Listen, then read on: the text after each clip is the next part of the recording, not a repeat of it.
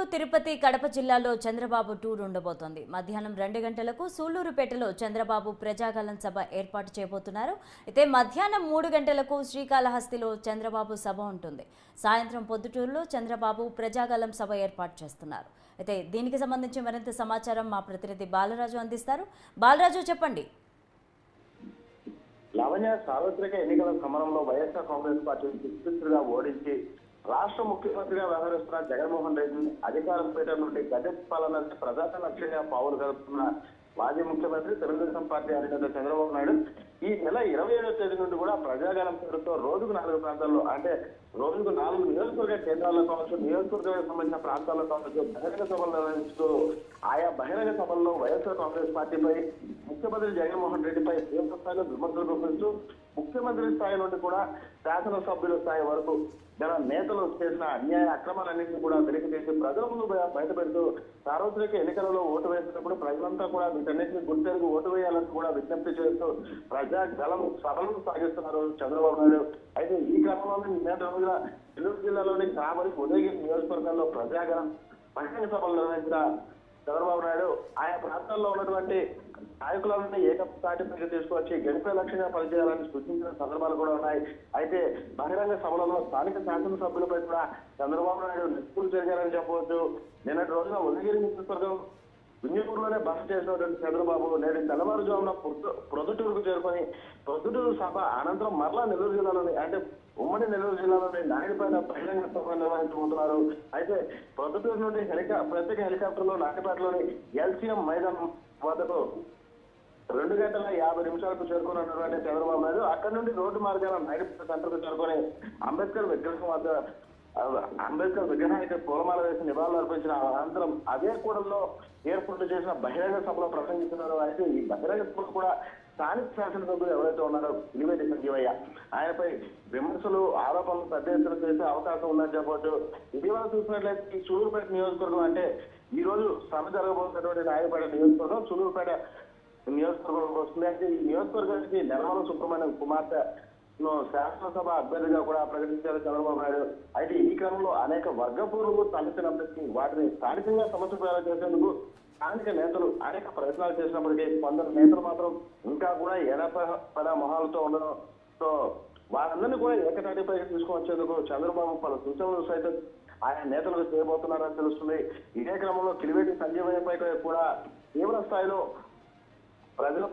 ప్రజలలో వ్యతిరేకత ఉండడం, ఆయనకి తెలుగుదేశం పార్టీకి కలిసి వచ్చే అంశం కావడంతో ఆ వ్యతిరేకతను క్యాచ్ చేసుకొని రానున్న సార్వత్రిక ఎన్నికలలో సూళ్లూరుపేట నియోజకవర్గంలో తెలుగుదేశం పార్టీ జెండా పాతడమే లక్ష్యంగా శ్రేణులంతా పనిచేయాలని కూడా చంద్రబాబు ఆదేశాలను జారీ చేసే అవకాశం కూడా పెట్టబడలేదు. అయితే ఈ కార్యక్రమానికి సంబంధించిన ఏర్పాట్లు చూస్తున్నట్లయితే ఇప్పటికే సూళ్లూరుపేట నియోజకవర్గ నెలమల సుబ్రహ్మణ్యం, సూళ్లూరుపేట నియోజకవర్గ తెలుగుదేశం పార్టీ ఆధ్వర్యంలో అటు జనసేన నేతలు కావచ్చు, బీజేపీ నేతలు కావచ్చు అందరూ సమిష్టి దృష్టితో కూడా పూర్తి స్థాయిలో ఏర్పాట్లను పూర్తి చేశారు. జన సమీకరణ కూడా జోరుగానే సాగిందని చెప్పడంలో అతిశయోక్తి లేదు.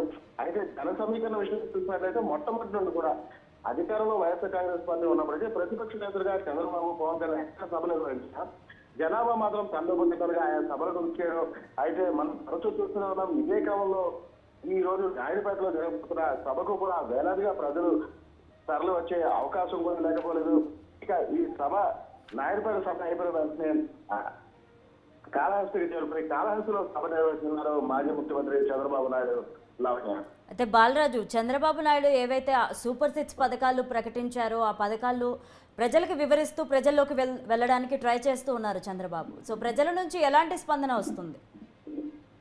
లావణ్య, ఈ సూపర్ 6 పథకాలు కావచ్చు, ఇట్లా చూసినట్లయితే మహిళా శక్తి పథకాలు కావచ్చు, ఈ చంద్రబాబు చేపట్టినటువంటి ఈ సూపర్ 6 పథకాలు కానీ మహిళా శక్తి పథకాలన్నింటినీ కూడా ప్రజలను చాలా వరకు కూడా ఆకర్షితం చేస్తున్నాయని చెప్పొచ్చు. అయితే చంద్రబాబు విడుదల చేస్తున్నటువంటి పథకాలతో పాటు ఇప్పుడు ప్రస్తుతం సాగుతున్నటువంటి పథకాలకు అధికంగా కూడా ఆ పథకాలు ఉండడం, అయితే ఆ పథకాలన్నింటిలో కూడా లబ్ధి తీసుకునే విధంగా కూడా తాము పగడ్బందీ చర్యలు చేపడతాం అంటూ చంద్రబాబు ప్రకటన చేస్తున్న నేపథ్యంలో ఎక్కువ మంది ప్రజలు కూడా ఆకర్షితులు అవుతున్న పరిస్థితులు నెలకొన్నాయి. అయితే కొంతమంది వైఎస్ఆర్ కాంగ్రెస్ పార్టీ నేతలు మాత్రం గతంలో తాము చేపట్టిన పథకాల సమయంలో ఆయా పథకాలను చేపట్టేందుకు నిధులు సరిపోవు, రాష్ట్రం అప్పులు పాలవుతుంది ఒక ప్రగల్భాలు పలుకునేటువంటి చంద్రబాబు నాయుడు నేడు ఈ సమయంలో ఈ ఎన్నికల తరుణంలో తమకైతే అధికంగా పథకాలను ప్రకటించడంలో ఆశ్చర్యం ఏంటంటూ ప్రశ్నల వర్షం కూడా వైఎస్ఆర్ కాంగ్రెస్ పార్టీ నేతలు సంధిస్తున్నప్పటికీ